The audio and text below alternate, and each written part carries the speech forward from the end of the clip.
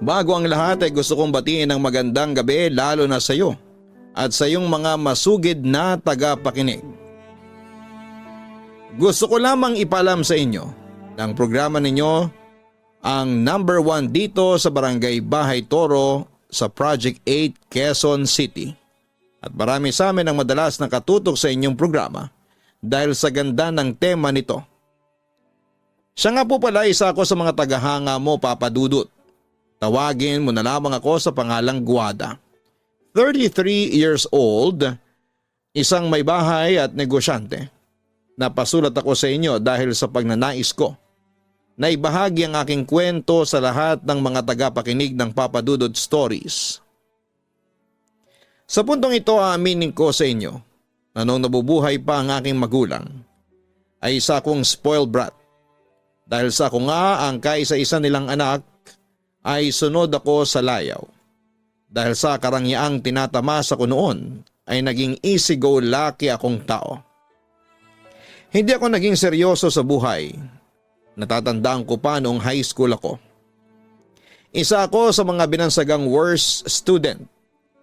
Dahil sa bukod na wala akong kaseryosohan sa pag-aaral, ay puro lalaki ang aking inatupag. Naging playgirl din ako noon. Kung saan ay marami akong nakarelasyon na lalaki hanggang sa nakilala ko si Dante, ang playboy sa klase. Dahil siguro sa ang kanyang kagwapuhan ay napaibig niya ako. Dahil sa ako ang madalas noon na gumagawa ng first move ay nagtagumpay akong makuha si Dante. Papadudot sa edad namin na 17 ay nagsimula ang aming relasyon. Nang malaman ito ng aking mga magulang ay laking pagtutol nila sa relasyon namin ni Dante. Gusto ng mga magulang ko noon na matapos ako sa pag-aaral, pero binaliwala ko sila. Kasama ng kanilang mga payo at pangaral sa akin ay nagpatuloy kami ni Dante na magkarelasyon. Doon ay nagsimulang masira ang aking pag-aaral at nalulong sa alak. Hanggang sa puntong dumating ang isang mabigat na problema. Nabuntis ako ni Dante. Dahil doon ay tumigil ako sa aking pag-aaral. Ngunit isang trahedya ang dumating sa buhay ko. Namatay sa aksidente ang mga magulang ko. Hindi man lang nalaman ng mga ito na nagdadalang tao ako. Sa kabilang banda naman ay tinakwil si Dante ng kanyang mga magulang. Kaya pinasa namin ni Dante ang problema. Papadudot nag-live-in kami ni Dante kahit pawang mga minor de edad pa kami. Nanirahan kami sa maliit na kwarto at namuhay kami na parang mag-asawa. Ngunit sunod-sunod ang mga mabibigat na mga pagsubok ang dumating sa buhay namin.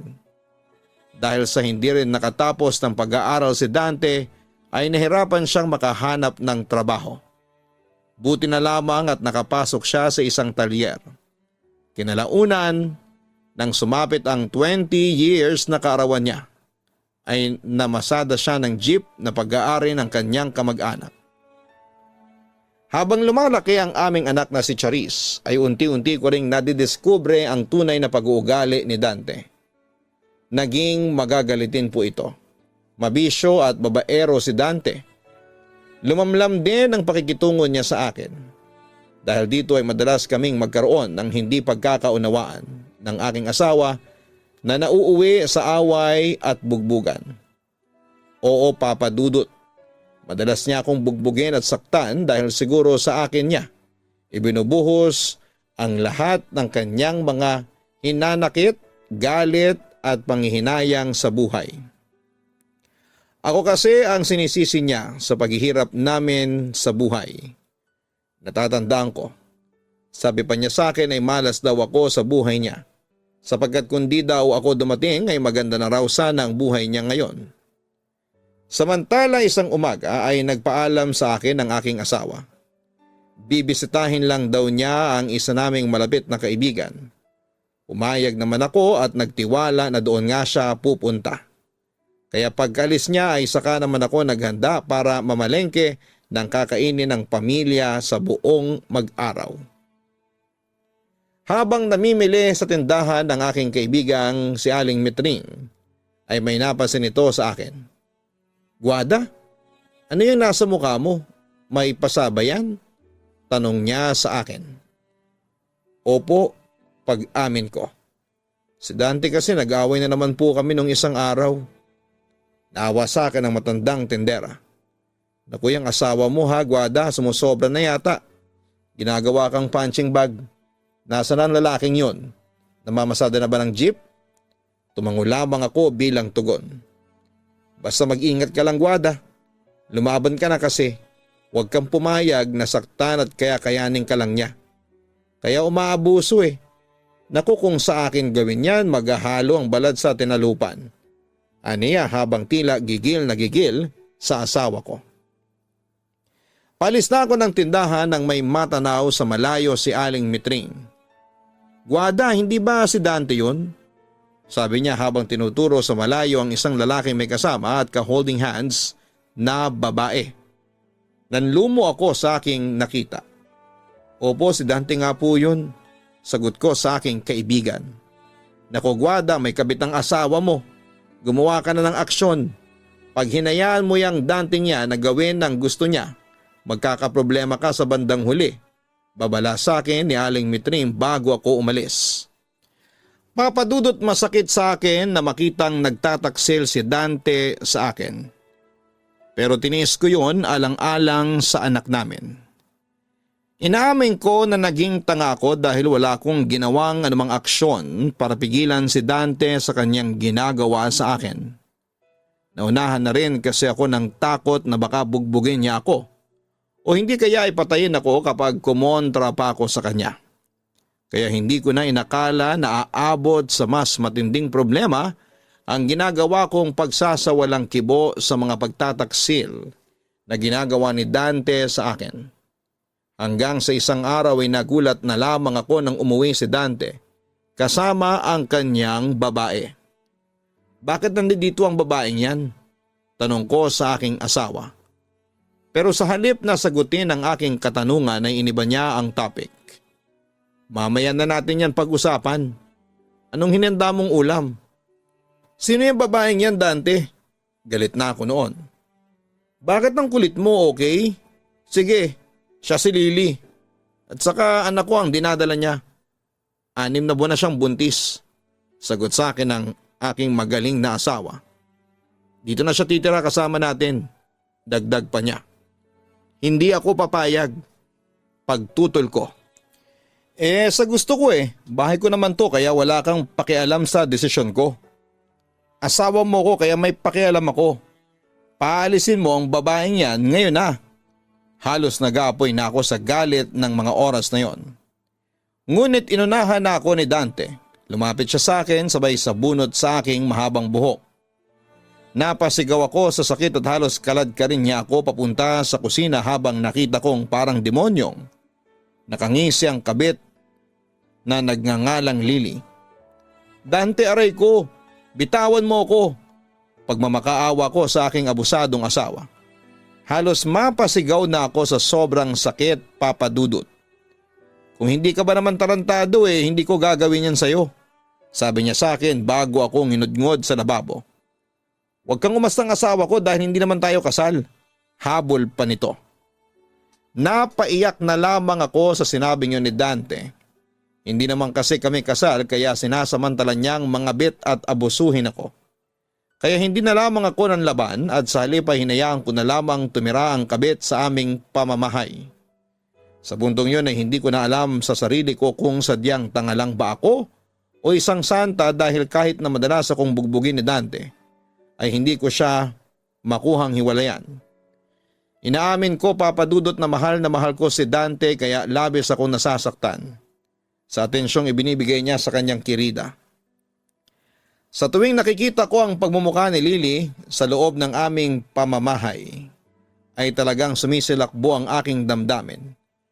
Ngunit hindi ko lang magalaw ang babae dahil parating nakabantay si Dante dito. Pero minsan, Papa Dudut, pumapasok din sa isipan ko na umalis na lamang sa bahay kasama ni Charisse.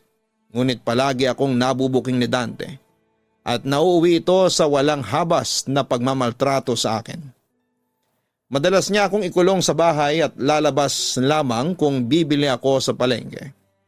Pero inoorasan niya ang bawat alis ko. At kapag nahuhuli ako sa takdang oras, nang uwi ay sinasaktan ulit ako ni Dante. Ngunit nung malapit-lapit na ang kabuwanan ni Lily ay hindi na gaanong naghigpit sa akin si Dante. Hindi ko alam kung bakit pero bigla na niya akong pinayagang lumabas. Lalo na kapag sinasama ako sa lakad ni Aling Metring. Basta mag-iiwan lamang ako ng pagkain sa mesa para sa kanya at kay Lily. Kahit na gulat sa biglang pagbabago ng isip ni Dante ay pinagpapasalamat ko rin yon sa Diyos. Sapagkat nababawasan ang galit na kinikimkim ko sa tuwing makikita ko ang pagmumukha ng kanyang kirida. Madalas akong isama ni Aling Metring kasama ng kanyang mga kaibigan sa kanilang mga lakad. Ngunit hindi ko sukat akalain na isa sa mga lakad namin ay magbibigay ng daan sa akin upang makilala ang isang taong magpapabago ng aking buhay. Minsan naman kasi ay kailangan mong ialog-alog ang katawan mo para maging healthy ang iyong body. Look at my body, di ba healthy na healthy? Biro pa sa akin ni Aling Metring nang isama niya ako sa isang party ng isa pa naming kaibigan. Gawi kasi ng mga kaibigan ko na mag-ballroom dance at hindi sila nangihinayang na mag-hire ng mga DI o yung dancing instructors. At dahil sa first time kong dumalo at hindi naman ako marunong sumayaw kaya kabado talaga ako noong gabing yon. Ay siya nga pala, may papakilala ako sa iyo, sabi sa akin ni Aling Metring. Pagkatapos ay may tinawag siyang lalaki. Jorhan, halika dito. Lumapit naman ang isang matangkad, moreno at napakagwapong lalaki na nakita ko. Kung i-describe ko siya ay medyo hawig siya ng younger version ni Ian Veneracion. Guada, pinapakilala ko sa iyo si Jorhan. Baguhang dancing instructor siya dito. Pero tingnan mo kung sumayaw yan, no? Pro na pro, sabi sa akin ni Aling Metring. Ngumiti naman sa akin ang lalaki. Jorhan, ito naman si Guada, kaibigan ko. Hi Guada, nice to meet you, kumusta? Bate sa akin ni Jorhan. Mabuti naman, ikaw. Eto masaya kasi nakilala kita, reply sa akin ng lalaki. Papadudot aaminin ko na nakaramdam ako ng kilig sa unang pagkikita namin ni Jorhan. Bigla ko ding nakalimutan ang mapang-abuso kong asawa. Mabait pala kaibigan, gentleman at masayang kausap din ang lalaki.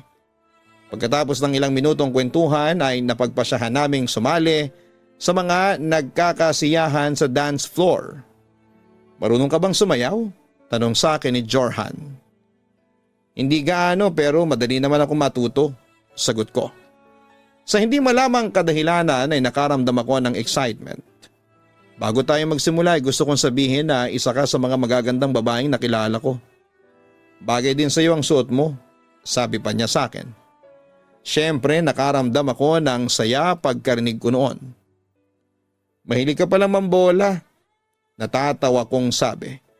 Pero ang totoo ay nagbablush na ako ng mga oras na yon.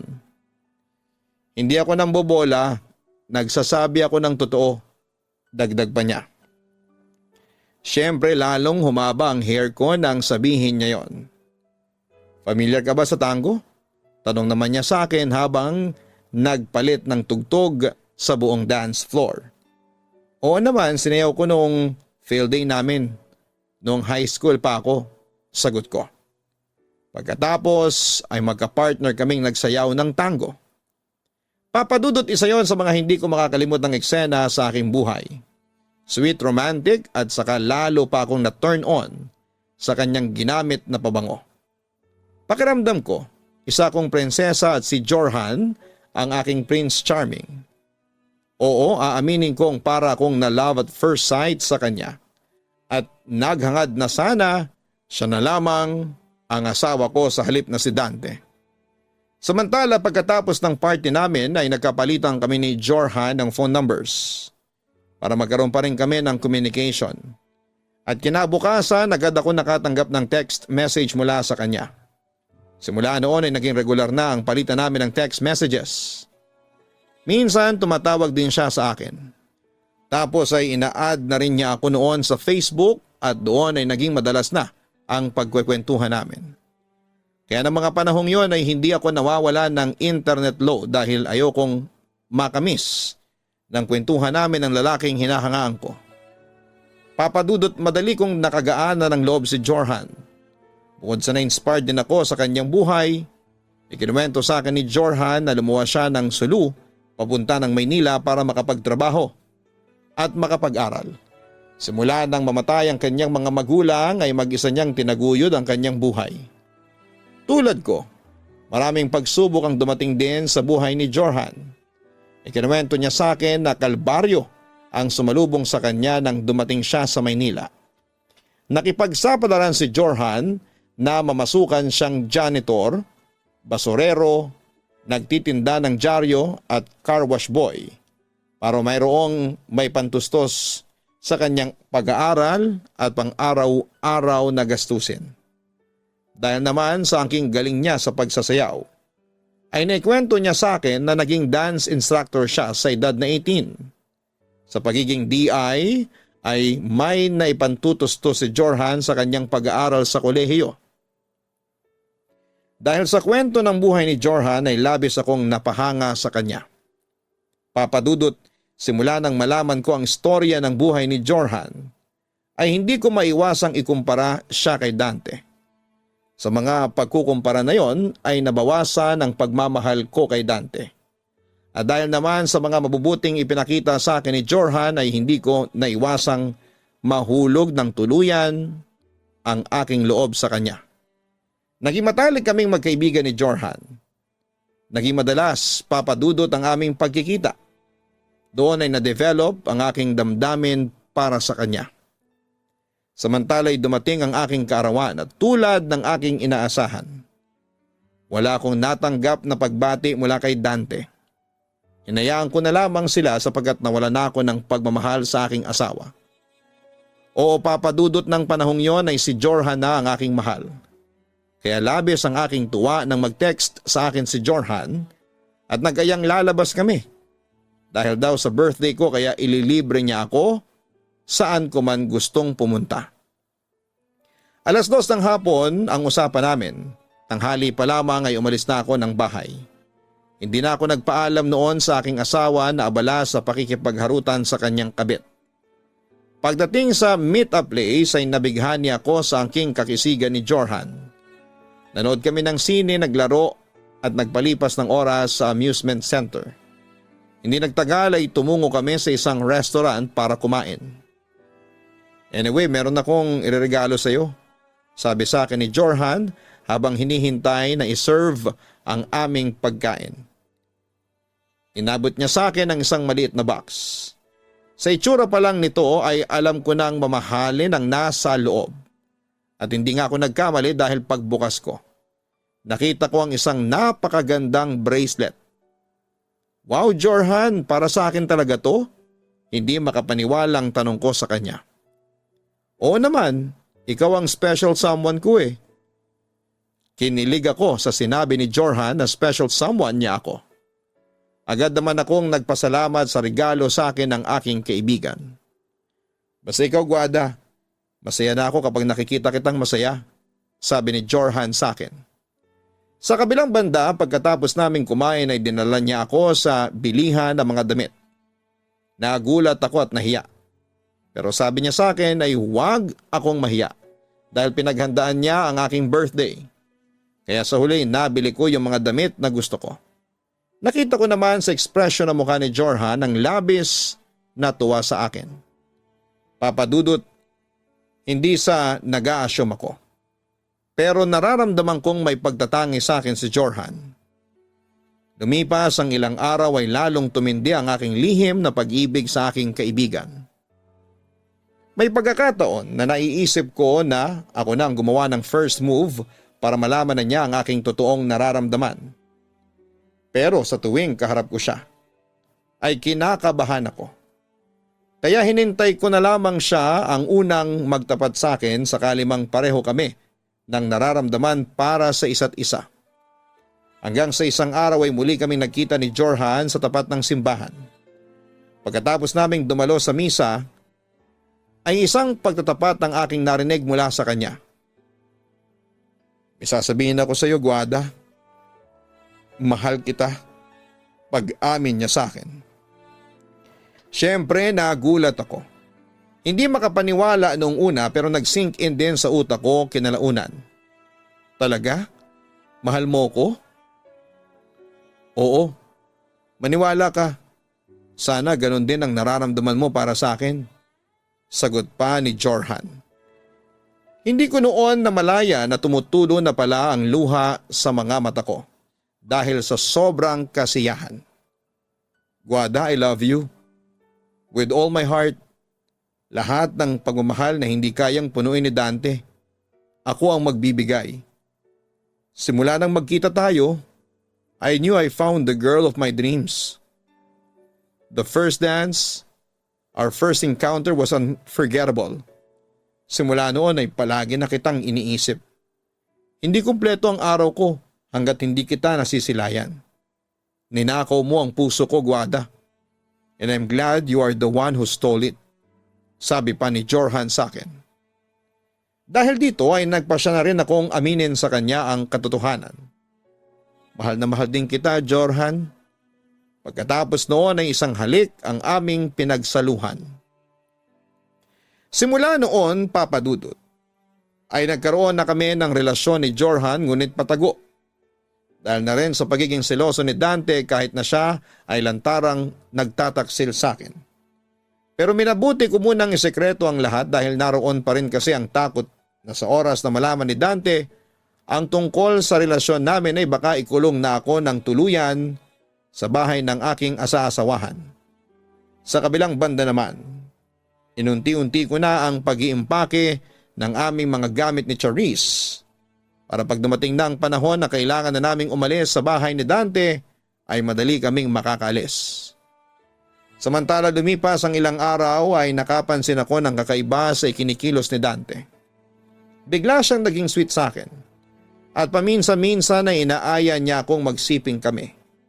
Pero tumatanggi na ako sa kanya dahil alam ko na kaya lamang niya nagawa yon dahil malapit ng mga anak ang kabit niya at hindi na niya yon magalaw. Kaya palagi kong kinakatwiran sa kanya ay nangihina ako o di kaya ay may sakit. Ginagawa ko na ang lahat ng palusot upang huwag siyang maghinalang, ayoko na siyang makatabi pa. Pero isang araw ay napansin ko na parang naghihinala na sa akin si Dante. Saan ka galing, Guada? Bakit ngayon ka lang umuwi? Usisa sa akin ang aking asawa pagkarang umuwi ako ng gabing-gabi. Nanggaling kasi kami ni Jorhan noon sa isang party kung saan ay halos buong araw kaming magkasamang dalawa. Sa mall sinamahan ko si Aling Mitring pagsisinungaling ko. Bawas-bawasan mo ang palaging pagsama kay Mitring ha. Kilala yan dito napakawala. Baka binubugaw ka na niyan sa ibang lalaki. Wika pa ni Dante. Maya-maya ay hindi ko napansin na nakatingin na pala siya sa suot kong bracelet. At sinong may bigay sa iyo ng bracelet na yan? Tanong pa niya sa akin. Heto, si Aling Mitring. Ito yung binayad niya sa pagsama ko sa kanya. Muli kong pagsisinungaling sa aking asawa. Ngunit mukhang hindi naniwala si Dante sa aking sinabi. Talaga ha? Para hindi na mag-usisa pa si Dante ay nagpasya na lamang akong pumunta sa kwarto para magpahinga na. Ngunit hindi ko napansin na sinundan pala niya ako sa aking kwarto at biglang hinawakan at pinaghalikan. Siyempre agad akong umiwas at tinulak ko siya palayo sa akin. Ano ba problema mo? Galit na wika ni Dante. Wala Dante, pagod lang kasi ako. Please, wag muna ngayon. Sagot ko habang pinapanatili ang pagiging kalmado ko. Matagal mo na kasi akong hindi napapaligaya. Pagpapatuloy ng aking asawa. Namimiss ko na ang mga halik mo. Bakit hindi mo gawin yan kay Lily? Sa totoo lang, Papa Dudut, simula nang pinatira ni Dante ang kabit niya sa bahay namin, ay nandidiri na ako sa aking asawa. Kaya sinumpa ko talaga kahit kailan na hindi na niya ako masisipingan. Alam mo namang hindi siya magagalaw eh. Buntis siya. Paligayahin mo ako ngayon na, Guada. Sabi ni Dante na may halong pamimilit. Pero nagmatigas ako. Sa huli ay iniwan niya ako habang inis na inis. Samantala, na-realize ko na tama pala ang mga kasabihan na lahat ng mga bagay ay may katapusan.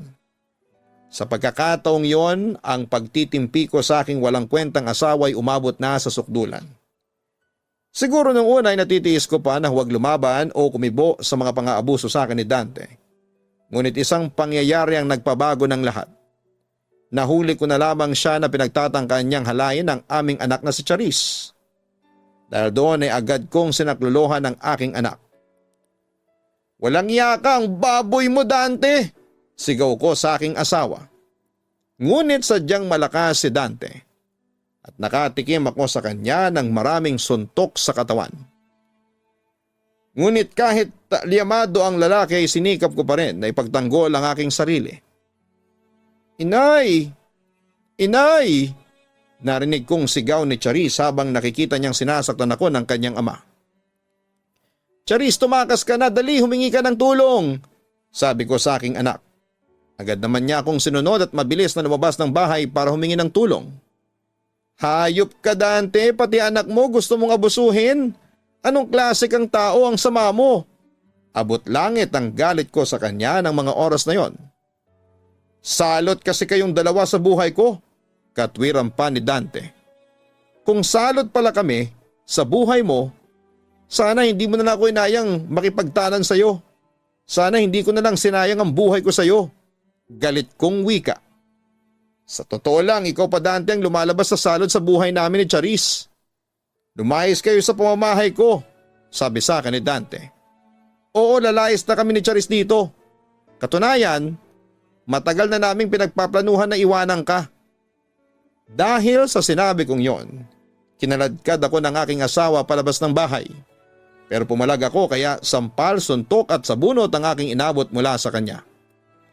Hindi ako nagpatalo, gumanti rin ako ng hampas at suntok.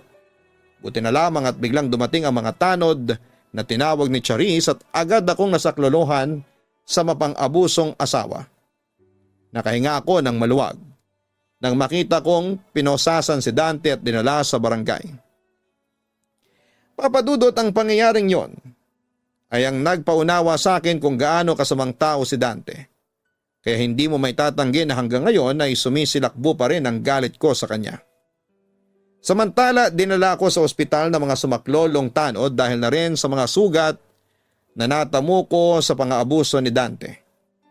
Agad naman itong nabalita ni Jorhan sa pamamagitan ni Aling Mitring at agad siyang dumalaw sa akin sa ospital. Inasikaso at inalagaan niya ako. Siya rin ang gumasto sa ospital at sa mga gamot ko.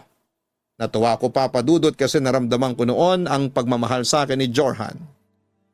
"Guada, hindi ko nahahayaang pang masaktan ka. Ipagtatanggol kita sa sinumang nagbabalak na manakit sa iyo ng anak mo. Mahal na mahal kita, Guada. Pangako, hindi kita paluluhain." Pangako pa niya sa akin.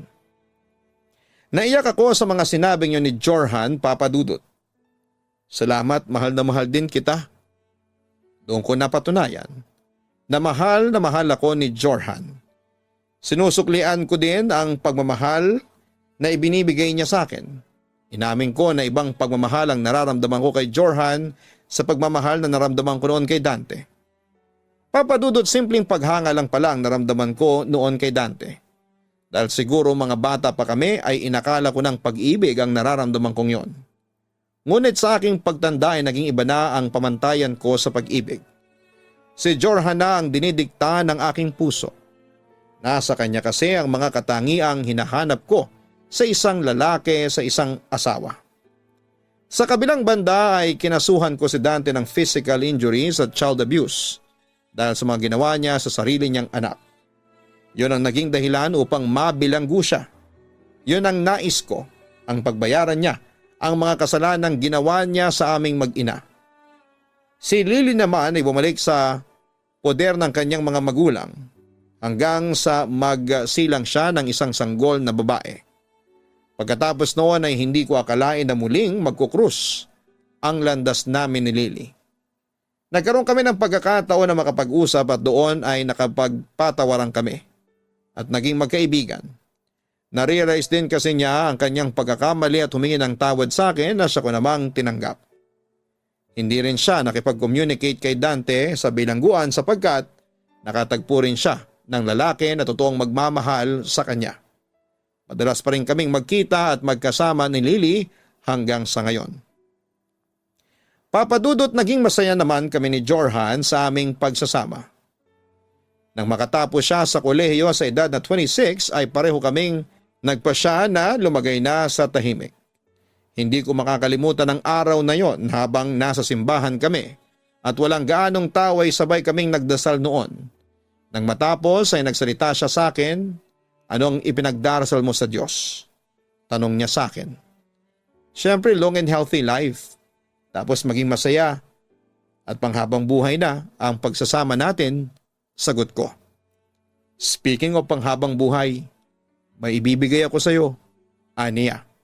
Tapos may dinukot siya sa bulsa ng kanyang damit at ibinigay niya sa akin ang isang maliit na box. Nang buksan niya ay nagulat ako sa laman noon. Ang gandang singsing, nako, mahal ito no? Sabi ko habang manghang-mangha sa nakita ko. "Oh, diamond ring. A sign of my everlasting love para sa iyo, Guada. Matagal kong pinag-ipunan yan. Akin at isusot ko sa iyo." Pagkatapos noon, ay dahan-dahang sinuot ni Jorhan ang singsing sa aking daliri.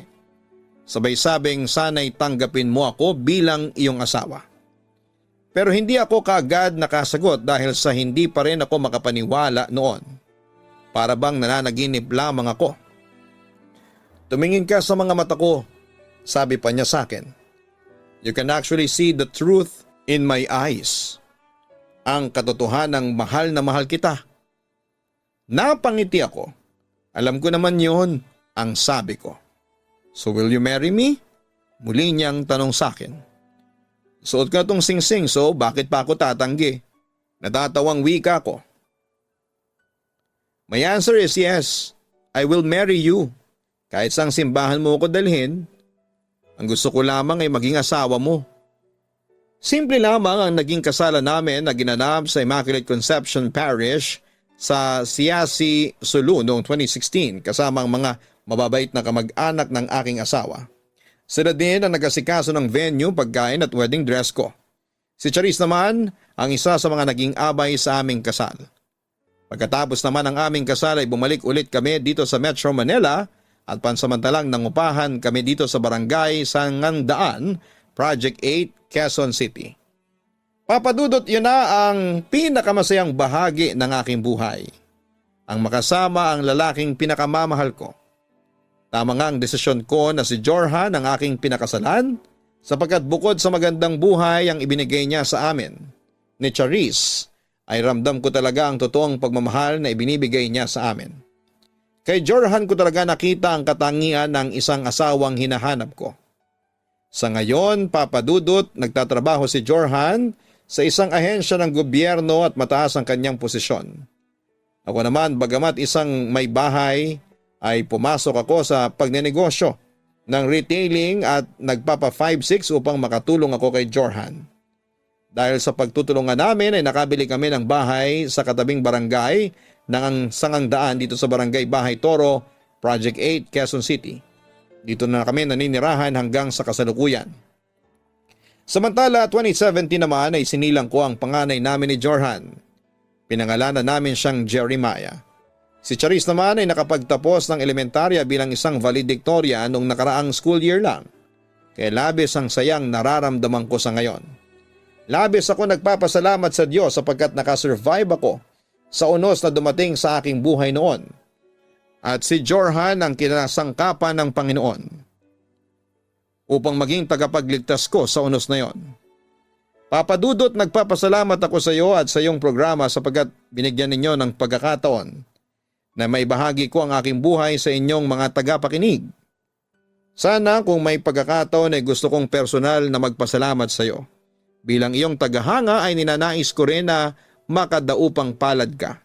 I look forward sa pagkikita nating dalawa in the near future. Muli maraming salamat sa iyo at sa mga bumubuo ng Papadudot Stories. More power. Lubos na nagpapasalamat, Guada. Mga kaibigan, inyong narinig ang kwento ni Guada ng Project 8 Quezon City. Maraming pinagdaan ng pagsubok ang ating letter sender dahil na rin sa mga maling desisyong nagawa niya noon. Nahulog siya sa isang lalaki na inakala niyang mahal siya, ngunit paglipas ng panahon ay nagbigay lamang ito sa kanya ng matinding pang-aabuso. Nakakalungkot lalo na noong dalhin pa ni Dante ang kabit sa kanilang bahay para doon manirahan kasama ni Guada. Dito, ipinakita ni Dante na wala siyang respeto sa kanyang kinakasama. At hindi pwedeng ikatwiran niya na hindi sila kasal ni Guada kaya siya nagtataksil. Masama pa rin ang manloko, magtaksil at mang-abuso sa iyong asawa o partner, kasal man kayo o hindi. Kaya dapat lang naiwan ang ganitong klase ng tao. Samantala, baka kayo nagtataka kung bakit hindi lang noon umalis si Guada sa bahay noong tumira doon ang kabit ni Dante na si Lily. Sa aking pagkakaintindi ay lumaking ulila at walang kapamilya o kamag-anak si Guada na pwedeng kumupkup sa kanya. Baka ng mga panahong yon ay wala pa siyang lakas ng loob para bumukod o tumayo sa kanyang sariling paa. At kaya siguro dumating sa kanyang buhay si Jorhan at unti-unti nitong iniligtas ang buhay ni Guada mula sa pang-aabuso. Isa rin siguro sa nagbigay ng lakas ng loob kay Guada na umalis na sa poder ni Dante ay dahil sa nangyari sa kanilang anak na si Charisse. Dito natin nakita ang napakasamang tao sa katauhan ni Dante. And he's not worth keeping. Mabuti na lamang sa tulong na rin ni Jorhan. Nagkaroon ng lakas ng loob si Guada para tumayo sa kanyang sariling mga paa. Sa ngayon ay masaya na si Guada at Jorhan kasama ang bagong tatag nilang pamilya. Pagkatapos ng matinding pagsubok ay dumating naman sa kanila ang swerte na siyang tinatamasa nila ngayon. Mga kaibigan, sana'y magsilbing inspirasyon sa atin ang kwento ni Guada at Jorhan. Ating tandaan, kung gaano man kalaki ang pagsubok na dumarating sa iyong buhay, ganon din kalaki ang tiwalang binibigay sa iyo ng Diyos na malalampasan mo ito. Hanapin ang Kaistorya YouTube channel para sa araw-araw na upload namin ng mga horror stories. Ganon din ang Gian Giano Vlogs. Sana po'y makapag-subscribe na kayo at mapanood kami ng aming mga kambal. Maraming salamat po sa inyong lahat. Bago ko simulan ng aking kwento ay hayaan niyo muna ako na batiin kayo ng isang mapagpalang gabi. Itago niyo na lamang po ako sa pangalang Castiel. Isang bading but not a cross-dresser. I don't think so kasi nababagay sa akin ang manamit ng pangbabae dahil sa itsura at kulay ko. Pang-anim ako sa magkakapatid. Oo, hindi ako laki sa syudad kasi tubong probinsya ako na may pangarap para sa pamilya. Kaya nga sa murang edad ay nakipagsapalaran na ako sa Maynila. Una ko pong pinasok noon ang pagiging boy o lalaking kasambahay. Grabe, nabana talaga ng husto ang mga butot muscles ko kasi pag lalaki ang kasambahay, mas mabibigat ang trabahong ibibigay sa iyo. Pero sa awa naman ng Diyos ay nakaya ko naman ang trabahong yon. At dahil doon ay nakapagtapos po ako ng high school. Pagkatapos maging kasambahay ay sinubukan ko namang maging tendero ng shawarma sa loob ng isang mall sa Talipapa Market sa Quezon City at tumagal ako sa trabaho ng halos 6 na buwan. Hindi nagtagal ay nag-decide ako magtrabaho bilang messenger staff ng eskwelahang pinapasukan ko noong college. At malaki ang naitulong noon sa akin dahil bukod sa maayos naman, ang pasweldo ay part scholar din ako. Ibig sabihin, kalahati lang ng tuition fee ang binabayaran ko per semester. Samantala, masaya naman ang naging college life ko. Kahit na puro aral at trabaho lamang ako papadudot. Paminsan-minsan ay nagkakaroon din ako ng leisure o nakakapaglakwatsa din ako at sumasama sa mga parties. Pero syempre binabalanse ko talaga ang aking oras at mas priority ko ang trabaho at pag-aaral. Nung college din ako ay marami ako naging crush na boys. Alam mo naman kaming mga Becky, Nakukuha agad ang atensyon namin pag may gwapo kaming nakita lalo na sa loob ng campus. At nang sumapit ang enrollment sa school namin, isa ako sa mga working students na inarbor ng registrar's office para tumulong sa enrollment process ng mga estudyante. At hindi ko ina-expect na may makikilala kong isang taong hindi ko inaasahan. Kamukha siya ng aktor na si Enchong D, matangkad, magandang pangangatawan at higit sa lahat ay malakas ang sex appeal. Halos hindi nga ako makahinga noon dahil sa sobrang hot niya. Heto na yung registration form mo. Wika ko sa kanya habang nakangiti ng sobrang sweet sa kanya, Papa Dudut. Thanks, nakangiti ring sagot sa akin ng lalaki. Teka, natatandaan kita. Ikaw yung schoolmate ko nung high school. Bigla niyang sinabi sa akin. Doon ko lamang siya namukhaan. Oo, natatandaan din kita, sabi ko sa lalaki. Hindi pa kasi siya ganon ka-hot noong high school kami. Siguro'y dahil na rin sa puberty. Ahead sa akin ng 2 years. Natatandaan ko na nasa 3rd year section nara ka. Ako naman 1st year noon, section Chrysanthemum. Magkatapat nga lang yung room natin kahit magkabilang building. Inform niya sa akin. Ang lakas pala ng memory mo. Natatandaan mo pa pala ako. Tila nag-blush ako ng mga sandaling yon. Are you okay? Namumutla ka at pinagpapawisan. Concerned the wika ng lalaki sa akin. Ayos lang ako, huwag kang mag-alala. Sagot ko naman sa kanya. Ano nga ulit ang name mo? Hindi ako nakasagot noon sa tanong niya dahil sa sobra kong kaba. Ito namang kapwa working student na si Emmy ay papansin at siya ang sumagot sa tanong ng lalaki sa akin. Cardi B ang name niyan. Natawa naman ang lalaki pero agad ding nagpaalam dahil may mga nakapila pa sa likod niya. Nalungkot naman ako noon kasi hindi ko nalaman ang name niya. Hindi ko man lang tinignan yung enrollment registration form niya. Kaya sobra kong nanghinayang pero syempre confident naman ako na magkikita pa rin kami dahil iisang eskwelahan lamang ang pinapasukan namin. Hanggang sa isang araw ay muli kaming pinagtagpo ng tadhana. Uy, nagkita ulit tayo. Bati sa akin ng lalaking crush na crush ko. Napangiti naman ako sa sobrang tuwa, Papa Dudut. Ikaw pala, anong ginagawa mo rito? Tanong ko naman sa kanya. Nandito ako para mag-audition sa theater organization ng university natin. Sagot niya sa akin. Audition ka rin ba? Tanong pa niya. Hindi, member na ako ng theater org since last year. Sagot ko naman sa lalaki. 9 AM magsisimula ang auditions. Good luck sa'yo, sabi ko pa sa kanya. Pampalakas ng kanyang loob. So how's your day, Cardi B? Natawa naman ako sa sinabi niya. Hindi Cardi B ang pangalan ko. Alam ko naman yun. So ano ba talaga ang pangalan mo? Masaya niyang tanong sa akin. Castiel na lang ang itawag mo sa akin. Sagot ko naman sa kanya. Ako naman si Ray. Nice to meet you, Castiel. Nice to meet you too. Tila nagpapakyut kong sagot sa kanya. Pero hindi masyadong halata ang reaksyon ko dahil sa lightings ng theater auditorium na medyo madilim. Kung alam lang niya kung gaano ako kiligin ng mga sandaling yon.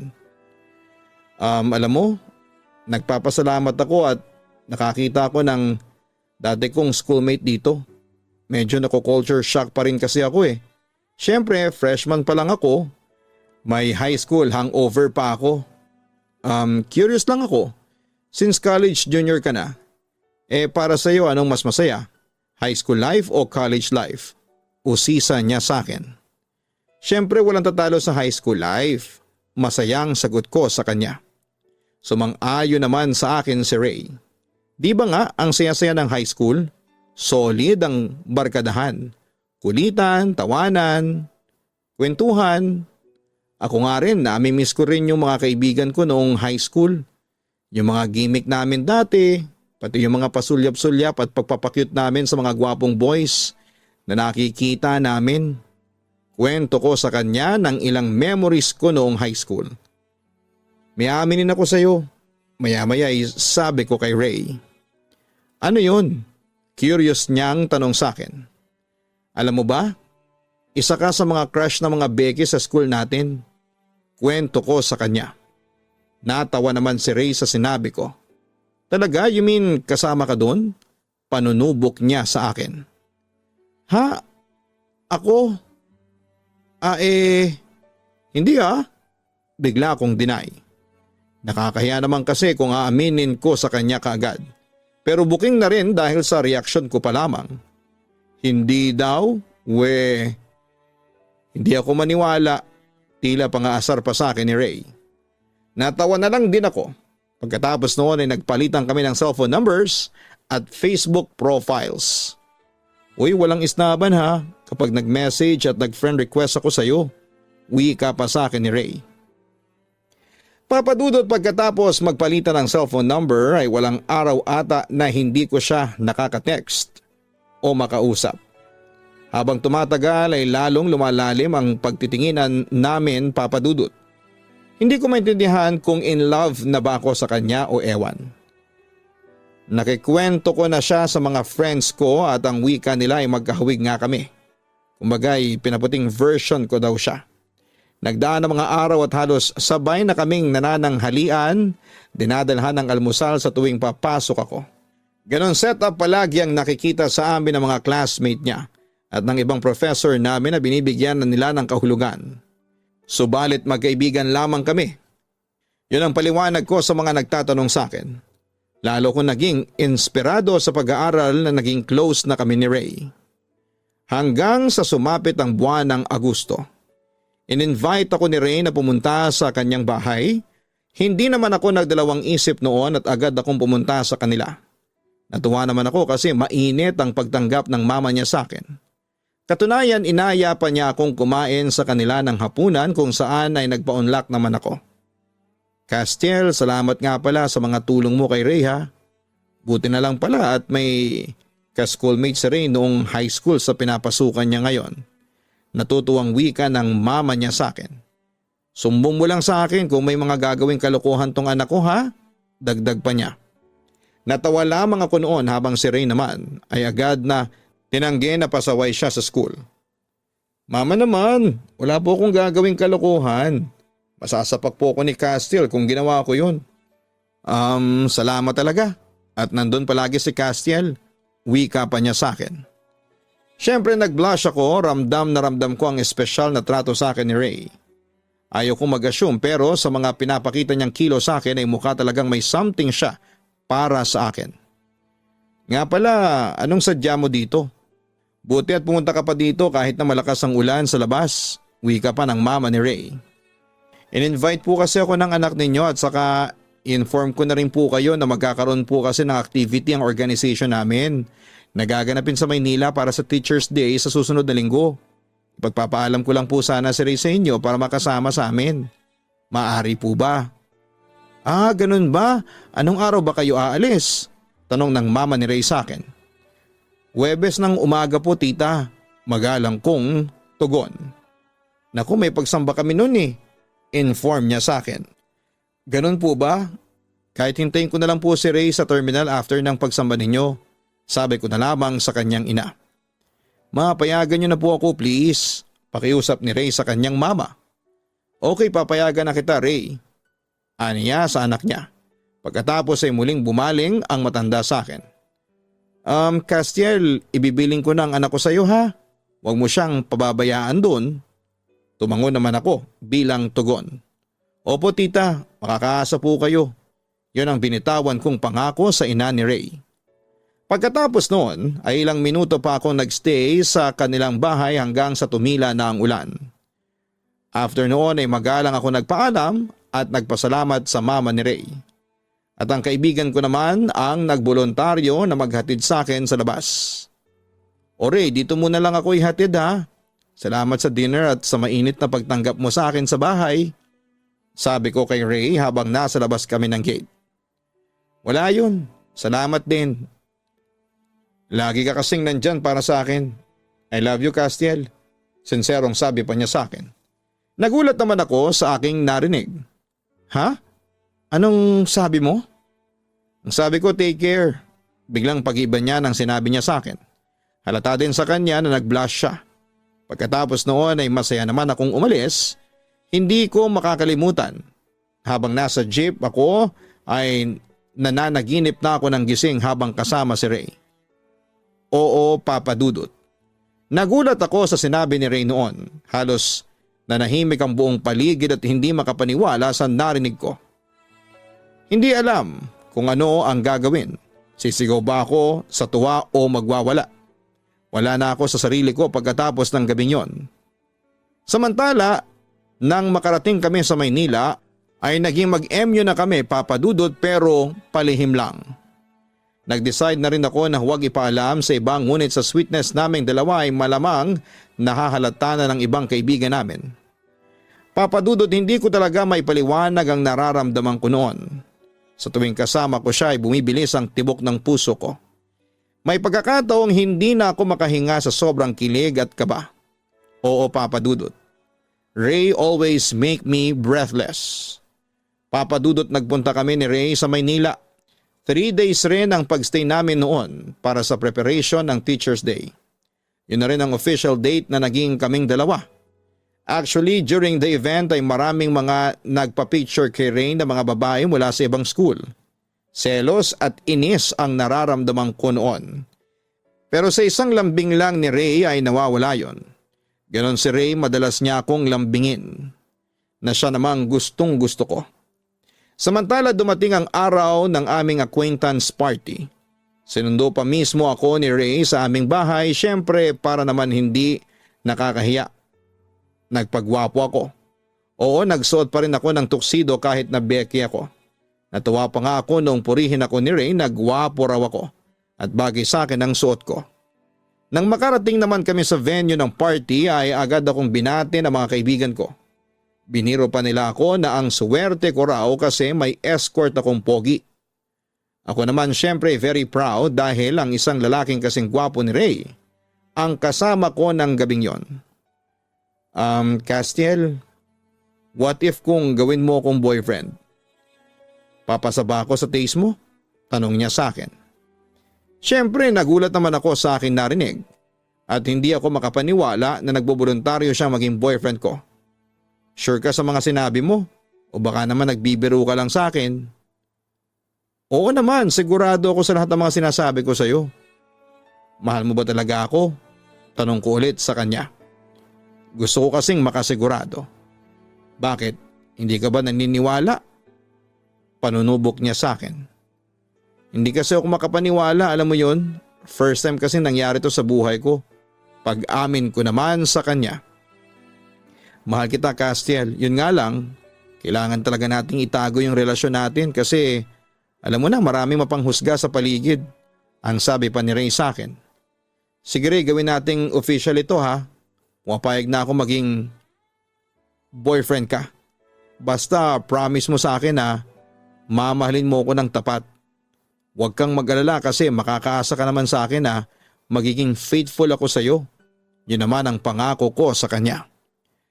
Pagkatapos noon ay nagkaroon ng sweet dance. Inaya ko ni Ray na magsayaw. At dahil sa marami naman ang sumasayaw ay pumayag ako at nagtungo kami sa dance floor. Sweet romantic song ang pinatugtog, so expected na sweet din ang dance. Sa puntong yun ay sumayaw kami pero nasa kilid lamang kami para hindi kami mapansin ng ibang mga estudyante. Pero kahit na ganoon ay naging masaya at nakakakilig ang mga sandaling yon sa aming dalawa, Papa Dudut. Sobra akong nagulat sa ginawa ni Ray ng mga oras na yon. Grabe, ako yata ang kauna-unahang bading na naisayaw ng gwapong lalaki sa harapan ng maraming estudyante. Panay kantsaw ng mga kaibigan ko noon sa amin. Hindi ko na nasagot ang mga tanong nila dahil sa sobrang saya ng gabing yon. Pero gaya ng ibang magkakarelasyon ay dumating din sa amin ang pagsubok na siyang gumimbal sa buhay pag-ibig ko. Dahil isang araw ay nagimbal ako sa eksenang aking nasaksihan. Nahuli kasi sina Ray at kaklase kong si Jamie sa likod ng poste ng Meralco. Nagselos talaga ako noon, Papa Dudut, at hindi ako nagdalawang isip noon na lusubin at kumprontahin silang dalawa. Lalo na ang boyfriend ko at tulad ng aking inaasahan, nagulat sila nang mahuli ko sila sa akto. Anong ginagawa ninyo ha? Bakit kayo naghahalikang dalawa? Ray, anong ibig sabihin nito? Kumpronta ko sa aking boyfriend. Castel, ano kasi? Nahihirapan si Ray na i-explain ang kanyang side. I'm sorry, Castiel. Sa puntong yon ay bumuhos na ang aking emosyon. Ray naman, nalingat lang ako ng sandali tapos nakuha nyo nang magtaksil ni Jamie sa akin. Castiel, sorry. Sabi naman sa akin ni Jamie. Agad naman akong bumaling sa aking kaibigan. Alam mo namang boyfriend ko si Ray, hindi ba? Bakit mo naman ako inahas, Jamie? Kaibigan kita tapos ganito lang yung gagawin mo sa akin. Hindi lang namin mapigilan ang sarili namin, katwiran pa sa akin ni Jamie. Anong sabi mo? Bakit kating-kati na ba kayo ng boyfriend ko? At ang kapal pa ng mukha ninyo na dito pa sa pamamahay ko kayo naisipang mang-ahas? Sarkastikong balik ko sa kanila. Castiel, mahal ko si Ray. Pag-amin sa akin ng kaibigan ko. Walang iya ka? Malandi kang babae ka? Ang kapal ng mukha mong landiin ng boyfriend ko. Pagkatapos noon ay sinabunutan ko si Jamie. Ngunit agad naman akong inawat ni Ray. Castiel, please tama na. Pakiusap niya sa akin habang pinipigilan akong saktan si Jamie. Alam mo Jamie, pasalamat ka at pinigilan ako ngayon ni Ray. Kasi kung hindi baka kinalbo na kita. Galit na sabi ko pa sa kanya. Umalis ka sa harapan ko, umalis kang traitor ka, sigaw ko pa sa kanya. Patakbo namang umalis noon si Jamie. Nang mawala na siya sa paningin namin ay muli akong bumaling kay Ray at sinampal ko siya ng malakas. Hayop ka? Bakit mo naman ginawa sa akin yun ha? Akala ko ba mahal mo ko? Hindi ba't nangako ka sa akin na hindi ka titingin sa ibang babae hanggang tayo pa? Hindi ba't sabi mo sa akin na magtitiwala lang tayo sa isa't isa? Ano tong ginagawa mo ha? Sinisira mo ang tiwala ko sa iyo. Halos magunaw noon ang mundo ko sa ginawa sa akin ni Ray. Inakit lang ako ni Jamie, Castiel. Pero naputol ang kanyang sinasabi nang ako na mismo ang mag-interrupt sa kanya. Kailan niyo pa ako niloloko ha? Ano, umamin ka? Kumpronta ko sa kanya. Hindi kita niloloko. Ngayon ko lang nagawa yon. Inakit lang niya talaga ako. Get sa akin ni Ray. Hindi kita mapapatawad sa ginawa mo sa akin. Ang sama mo talaga. Pagkatapos noon ay patakbo na akong lumayo sa kanya. Sinubukan pa akong habulin ni Ray pero hindi siya nagtagumpay. Samantala pagdating ko naman sa bahay ay wala akong ginawa noon kundi ang umiyak sa loob ng aking kwarto. Pagkatapos kinagabihan ay tumakas ako sa bahay at nagtungo ako sa bar kasama ang ilang kaibigan ko. Doon ay nagpakalasing ako. Papadudot yun ang heartbreak ko na hindi ko makakalimutan. Halos isang buwan din akong devastated sa nangyari dahil ang laki ng ininvest kong emotions kay Ray. Ang akala ko hindi niya ako lolokohin pero nagkamali pala ako. Kaya kahit na anong paliwanag pa ni Ray ay sinarado ko na ang puso ko. Gusto ko lang humingi ng sorry sa iyo, sabi sa akin ni Ray nang dalawin niya ako noon sa aking bahay. Alam kong intensyon pa niyang makipagbalikan sa akin pero sinarado ko na ang puso ko. Madali kasi akong madisappoint sa isang tao, Papadudot. Kapag niloko mo ko, scratch ka na sa akin forever. No second chances. Tama na, manhid na ako sa sorry mo. Ilang beses ka nang nagsorry sa akin pero ano? Patuloy mo lang ako niloloko. Pinagmukha mo akong tanga. Umasa ako na ako lang ang mahal mo pero ano? Sabi ko sa kanya. Nanatili lamang walang kibo noon si Ray, nakikinig lamang siya sa akin. Nagpatuloy naman ako sa pagbuhos ko ng aking sama ng loob sa kanya. Kasi naman ako nagpaloko pa ako sa iyo. Naniwala ako na forever na tayo kahit na alam kong imposible. Sino ba naman kasi ang magmamahal sa akin ng totoo? Bakla ako Tama pala yung sinasabi ng mga bakla kong kaibigan. Hindi ako dapat nagseseryoso sa mga lalaki. Kaya may lalaki sa mundo para gamitin lang ang mga katawan nila, pero hindi dapat mahalin. Salamat Ray, pinarealize mo sa akin na nagkamali ako na mahalin ka. Sabi ko pa sa kanya na alam kong may malaking epekto sa kanya. Hindi ko gustong saktan ka, Castiel. Mahinang wika niya sa akin noon. Pero ginawa mo na. At saka anong hindi mo ginusto? Ang sabihin mo ginusto mo makipaglandian kay Jamie kasi babae siya. Diretsa ko sa kanya. Huminga naman siya ng malalim at pagkatapos ay inamin niya sa akin. Alam mo Castiel, tama ka sa hinala mo noon. Matagal na kaming may relasyon ni Jamie. Pagtatapat niya sa akin. O kita mo na, manloloko ka talaga, sabi ko sa kanya. Hindi ko ine-expect na may in love ako sa kanya. Ewan ko Castiel pero kahit na anong gawin ko babae pa rin ang hinahanap ng katawan ko. Katwiran niya sa akin kung bakit siya nagtaksil. Ang kapal naman ng mukha mong sabihin yan sa harapan ko. Sige Ray, para matapos itong kalokohang ito, pinapalaya na kita. Simula sa araw na to tinatapos ko na ang lahat sa atin. Hiwalay na tayong dalawa. Galit na sabi ko sa kanya.